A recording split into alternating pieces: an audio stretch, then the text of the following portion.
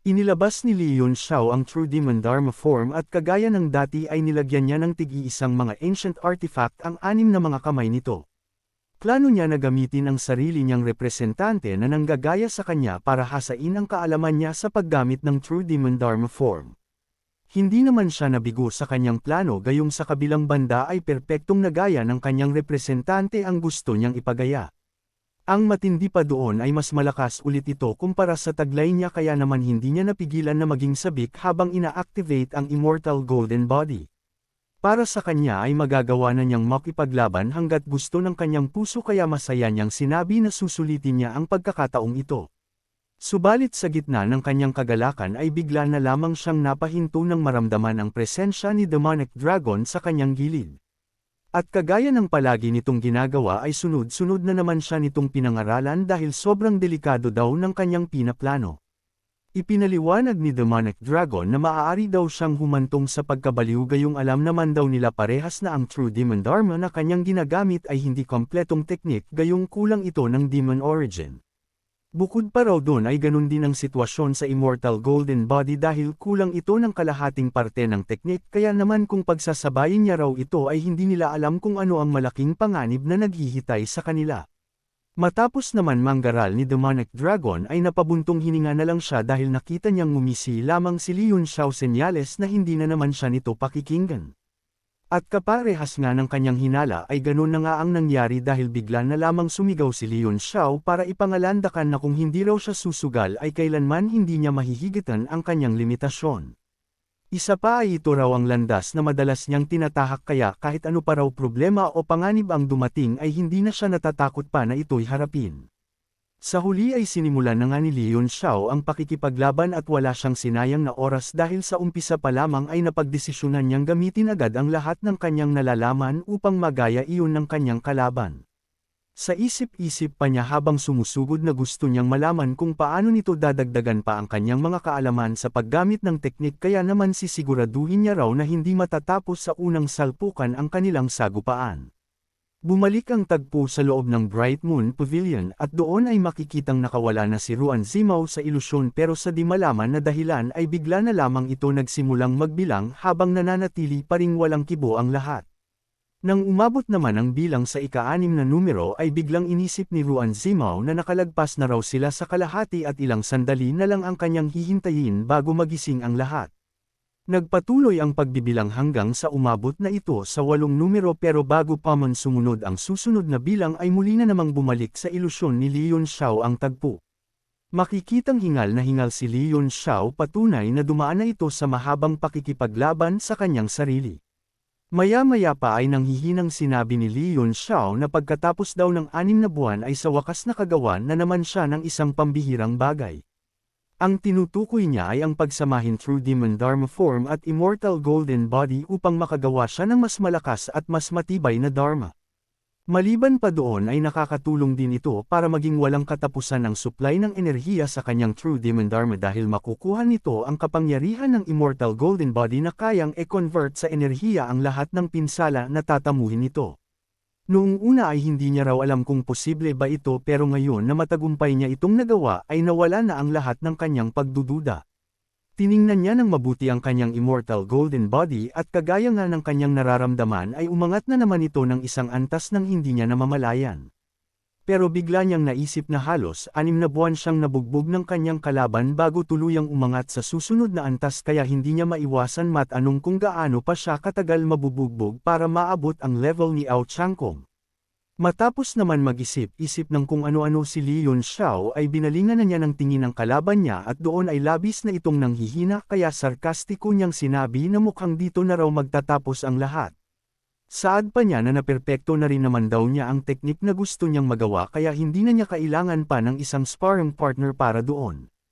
Dahan-dahan na nilapitan ni Li Yunxiao ang nanghihina niyang representante at marahan niya itong pinasalamatan gayong hindi may kakailan na napakalaki ng naitulong nito sa kanya.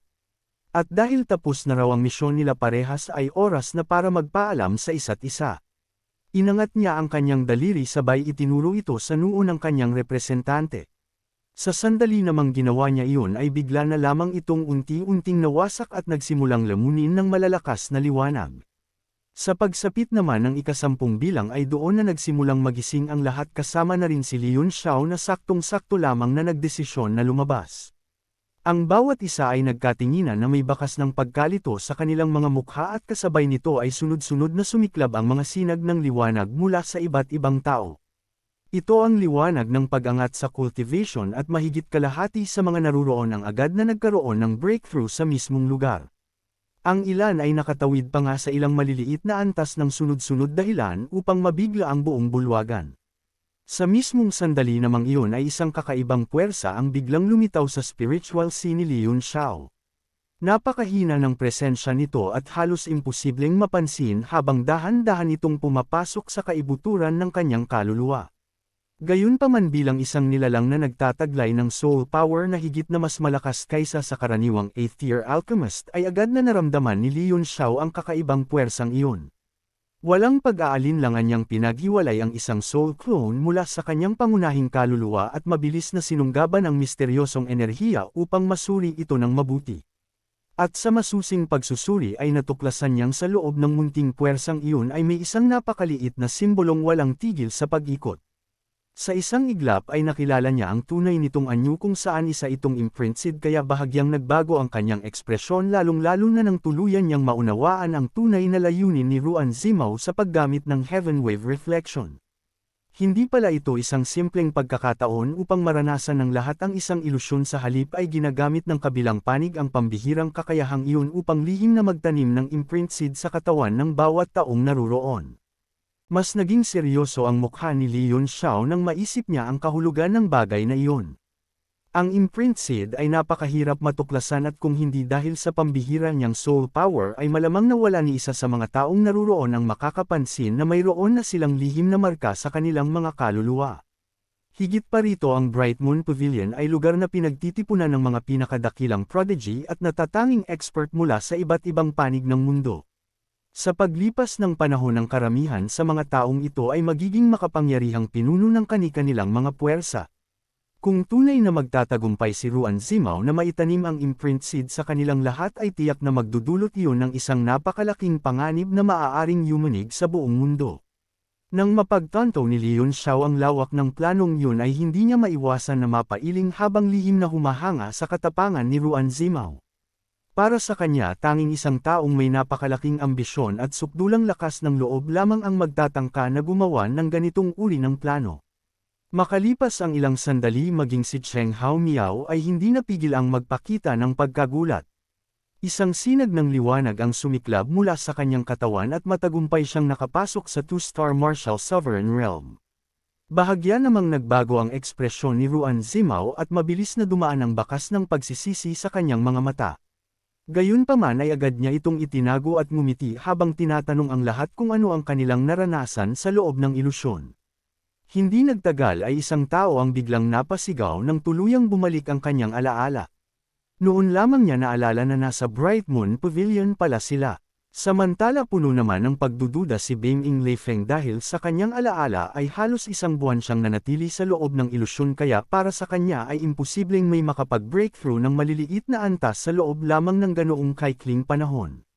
Dapat daw nilang tandaan na ang lahat ng naruroon ay mga Martial Supreme Realm at Martial Sovereign Realm kaya kung posibleng ang umangat ng maliliit na antas sa loob lamang ng isang buwan ay mawawalan na ng saysay ang lahat ng tinatawag na mga prodigy sa mundo.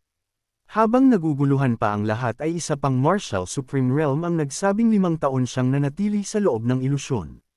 Dagdag pa niya na sa kanyang alaala ay 5 taon niyang nilabanan ang sarili niyang refleksyon bago niya ito tuluyang nag-api.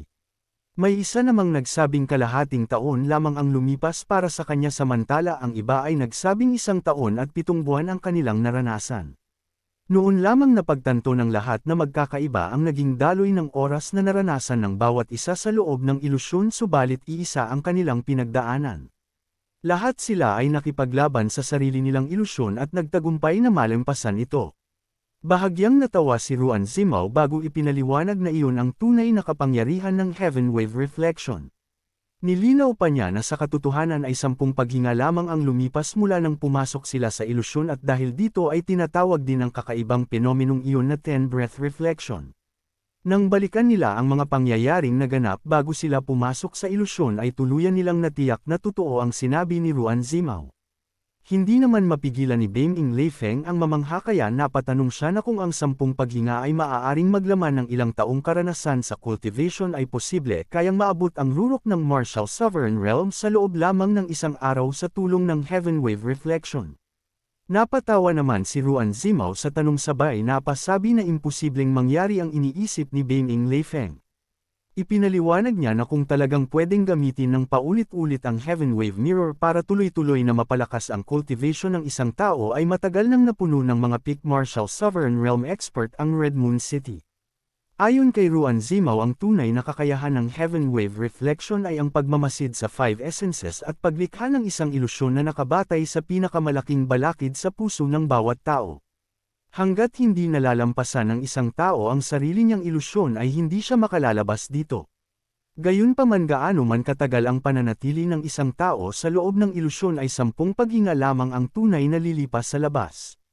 Sa madaling salita raw bawat individual ay may isang pagkakataon lamang para mag-benefit sa Heaven Wave Reflection. Kung mas matagal naman daw ang pananatili doon ay nangangahulugan lamang na masyadong mababa ang comprehension ng isang individual kaya nakakamangha raw na 1 buwan lang nanatili doon si Beng Leifeng. Noong unang beses niya raw kasi itong nagamit ay inabot siya ng 3 buwan sa loob kaya ibig sabihin lamang na mas mataas ang comprehension sa kanya ni Beng Leifeng. Sa kabila naman ng mga malinaw na paliwanag ay hindi pa rin kumbinsido si Beng Leifeng dahil para sa kanya kahit may limitasyon ang Heaven Wave Reflection ay isa pa rin itong napakahalagang kayamanan. Naniniwala siya na kung magagamit ito ng ilang beses sa loob ng isang araw ay kahit isang ordinaryong tao ay magkakaroon ng pagkakataong maabot ang Martial Sovereign Realm. Bigla namang nagbiro si Cheng Haomiao at sinabing 3 buwan din siyang nanatili sa loob ng ilusyon. Kung ihahambing daw ang talento niya kay Beng Leifeng ay parang nawawala na siya ng ganang mabuhay. Napatingin siya kay Beng Leifeng at agad nawala ang saya na naramdaman niya matapos ang kanyang breakthrough dahil napagtanto niyang napakalaki pa rin ng agwat ng kanilang talento.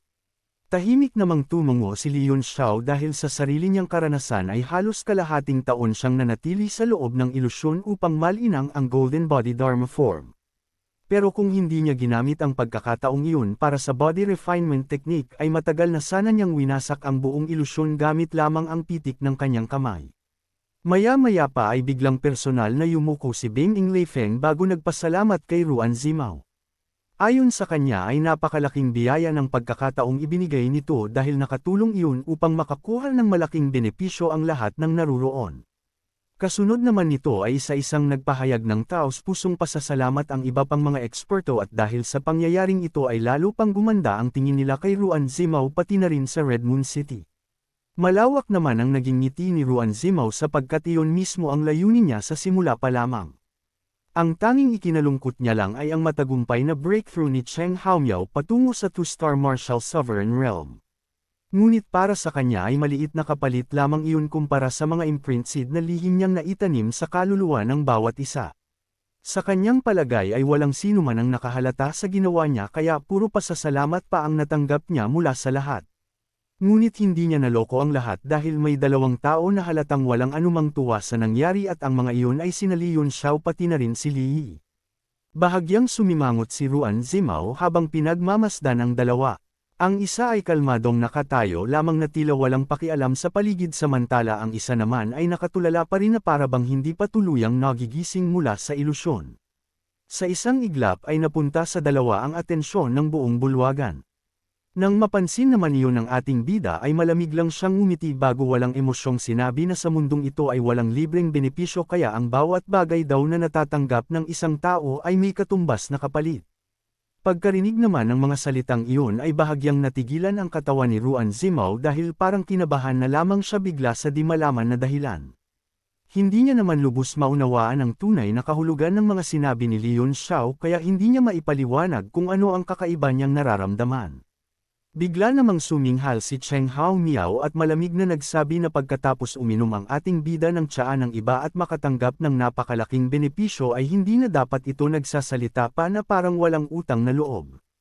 Agad namang sumang-ayon ang ilan sa mga naruroon kaya isa-isa nilang pinuna si Leon Xiao habang sinasabing wala itong respeto.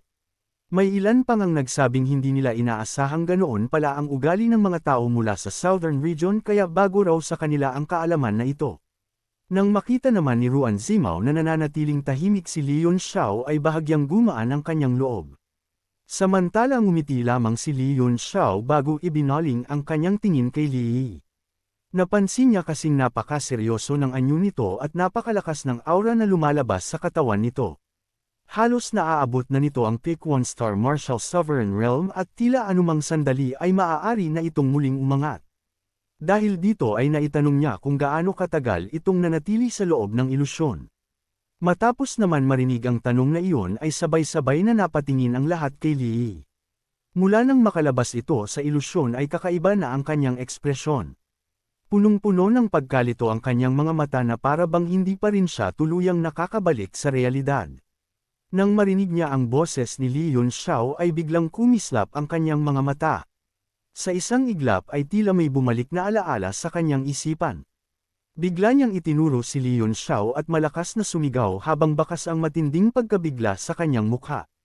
Bahagya namang natawa si Leon Xiao sa ginawa ni Li kaya mapagbiro niyang tinanong kung umabot pa ito sa 10 o 20 taon ng pananatili sa loob ng ilusyon. May isang tao namang hindi napigil ang mapahalakhak sa naging biro ng ating bida kaya sinabayan niya na rin ito sabay nagsabi na mukhang 100 taon daw na natili sa loob ng ilusyon si Li kaya hindi na nito agad nakilala si Leon Xiao.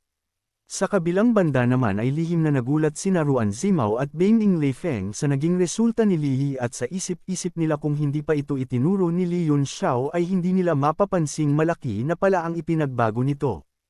Ang aura na ibinubuga nito ay malinaw na nasa tugatog na nga ng 1-star Martial Sovereign Realm kaya naman halos kapantay na nila ito pagdating sa lakas.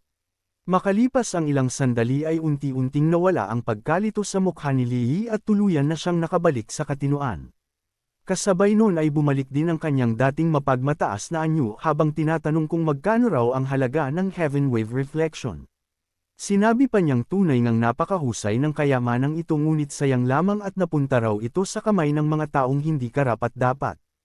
Mabilis naman na dumilim ang mukha ni Ruan Zimao at sa malamig na tinig ay tinanong niya kung muli na namang nasiraan ng bait si Li. Napasinghal lamang si Li at sinabing narinig niya ang usapan ng lahat tungkol sa martial daw ngunit para sa kanya ay katawa-tawa lamang ang kanilang mga sinabi. Hindi raw niya maintindihan kung paano nila nasabing habang mas matagal ang pananatili sa ilusyon ay mas humihina ang talento ng isang tao kaya para sa kanya ay isang malaking biro ang ganoong pananaw. Malamig namang tumugon si Cheng Haomiao kung saan kung ganoon daw ang paniniwala ni Li ay marahil na mayroon itong mas mahusay na paliwanag tungkol sa martial daw. Handa raw siyang pakinggan ang mga opinyon ng mga taong nagmula sa Southern Region kaya sana raw ay hindi sila nito tanggihan na mapaliwanagan. Ngunit agad na tinapos ni Li ang usapan at sinabing wala siyang interes makipag-usap sa mga taong tulad nila. Ayon sa kanya ang martial arts ay para sa pakikipaglaban at hindi para sa walang katapusang pagtatalo. Kasabay ng kanyang mga salita ay bahagyang kumawala ang kanyang aura. Isang mabigat na presyon ang agad bumalot sa paligid at halos hindi makahinga ang maraming tao. Bahagyang napakunot ang noo ni Leon Xiao dahil pamilyar sa kanya ang pressure na iyon na para bang minsan na niya itong naramdaman kay Master Yu. Isa itong uri ng demonic aura ngunit mas dalisay at mas makapangyarihan kaysa sa karaniwang demonic aura kaya napatanong siya kung saan nakuha ni Li ang kapangyarihang ito. Dahil naman sa walang humpay na kaiabangan ni Li ay lalo pang naging mabigat ang atmosfera sa loob at nagkakaisa sila sa iisang hangarin. Lalo namang dumilim ang mukha ni Ruan Zimao habang mariin niyang sinasabi na wala raw karapatan si Li na maliitin ang lahat dahil lamang bahagya itong lumakas ng kaunti. Sarkastiko namang sumagot si Li na hindi naman daw sa minamaliit niya ang mga naririto dahil nagkataon lang raw na mas talentado siya sa halos lahat ng mga kinikilalang prodigy sa buong mundo. Sa naging sagot namang iyon ni Li ay malinaw nang magkakaroon ng labanan sa pagitan ng dalawa kaya lihim na natuwa ang mga nanunood.